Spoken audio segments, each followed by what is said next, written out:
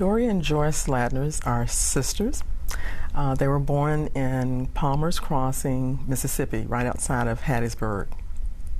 And they were activists, and I would say that they are still activists. It has transferred from focusing on the ending racial segregation in America to just making America a better place. And they were members of the Student Nonviolent Coordinating Committee, or what was better known as SNCC, which was the youth arm of the Civil Rights Movement. I think it's around the time of Emmett Till's death in 1955 when they really become aware of the racial situation and having a need to change things, to do something. They talked about, because of course he was 14 and they were about the same age at that time, that there was a sense of vulnerability and inability to do something, that there was a tremendous kind of fear that something would happen to them or something might happen to their brothers. But again, this yearning, this urge to want to do something to change things. Emmett Till was killed in Mississippi, in Money, Mississippi in 1955. So again, it's early on for them. They're young teenagers, but it's creating that kind of awareness from them. It probably isn't until the early 60s that they become active as students at Tougaloo and Jackson State, Mississippi. They're getting involved in terms of demonstrations or protests, again, against the system of racial segregation that prevented African Americans from voting. And voting rights, voting registration becomes a major issue in which young people are working to try to create some type of change. They also knew Medgar Evers, who was the first state field secretary for the NAACP in Mississippi, and he's working to expand local affiliates, but again, there's a major emphasis on voter registration.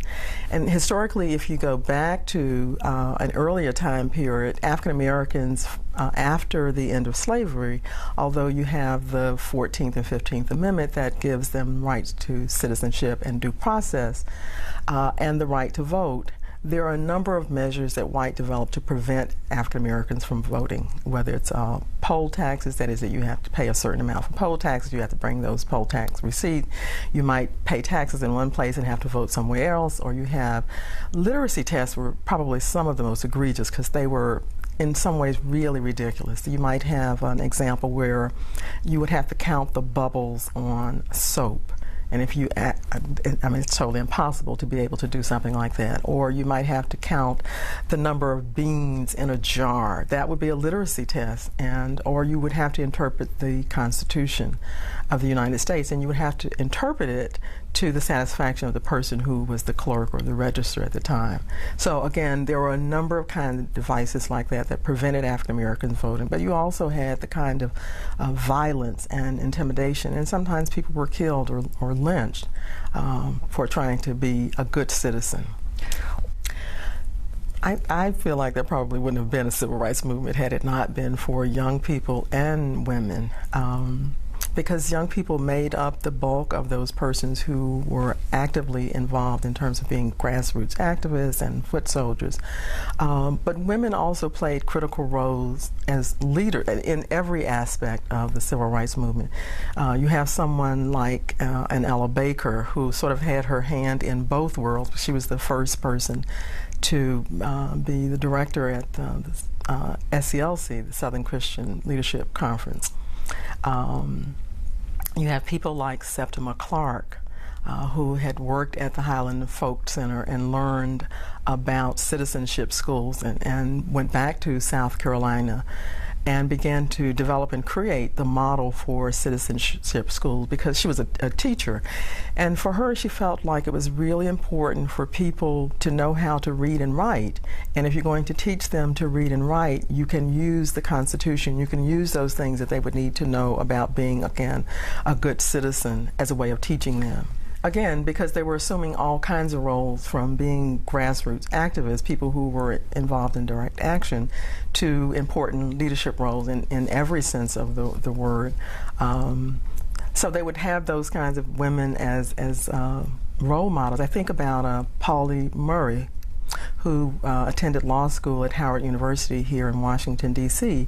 And in the mid-1940s, she was involved in demonstrations at drugstores, at cafeterias to, again, end segregation. It's not something that's as well known as what happens in the 1960s when you have the students in Greensboro who are starting this national movement of sit-ins. Or another individual like Clara Luper in Oklahoma, again, who was involved in sit-ins and demonstrations against drugstores in that state, and effectively ended segregation in those areas, but it didn't receive the same kind of national press as what happens in Greensboro, North Carolina. Medgar Evers was probably one of the most significant leaders in the civil rights movement, and certainly in Mississippi. He was a World War II veteran, and in fact, when you look at the civil rights movement, you think of this as a movement that occurs post World War II, where you have black soldiers who are coming back to the States.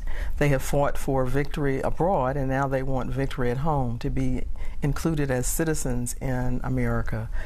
And I think there's a change within the African American community as well, that people are wanting to have full participation and not to be secondary citizens.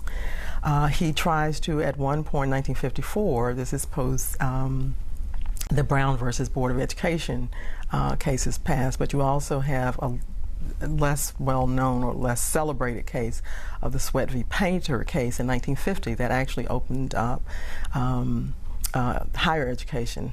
The Brown versus Board of Education focuses more on elementary and secondary schools and created a great deal more attention.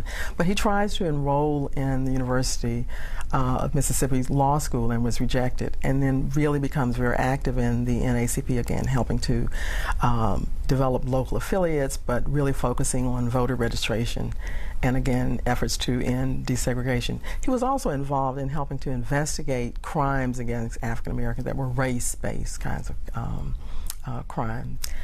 They were working in different ways to help raise money. Dorie was very active in working with SNCC, and again, as I said, helping to raise money, whereas Joyce was involved in helping to organize the march itself. And that was a major task.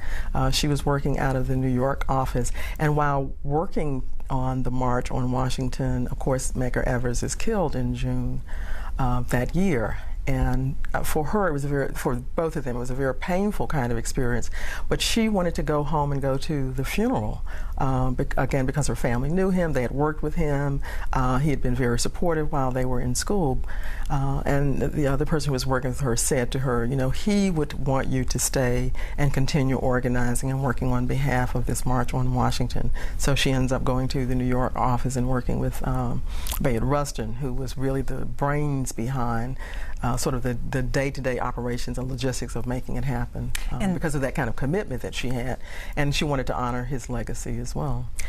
And I think their story, as they talk about it, is a good example for what African Americans in the South had to deal with on a day-to-day basis in terms of living with the violence that they, or the threat of violence. I mean, both are just as damaging as the actual, the threat of violence is just as damaging as the actual occurrence of violence.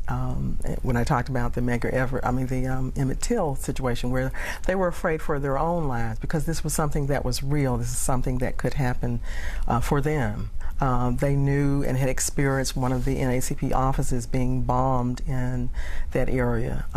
Again, I think it's something that Joyce talks about in the interview, where she says, you make sort of an internal decision and commitment that this is something that you're going to do, even though you are afraid. It doesn't mean that you assume a position of inactivity, that you're willing to continue to do what you're committed to doing or what you need to do, even though you are afraid. And so it's that internal kind of courage. But I think they also grew up in a family that empowered them, that let them know that they were as good as any person, black or white, that they were expected to take leadership roles. And so they also had that kind of support, that kind of foundation that was there for them. I think it can say to young people that here is an example of people who have taken on this kind of commitment, even at great risk to themselves, that you can overcome any kind of challenge no matter how big it is. That you have that within you to be able to do it, to make positive change in your community.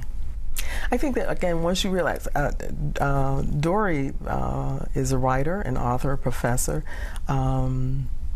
Joyce is a writer, an author, and a professor. Both of them are retired. And Dorie was involved in social work. So again, that kind of commitment to creating positive change, to allowing and having tolerance for other people becomes infused into the kind of professional work that they assume.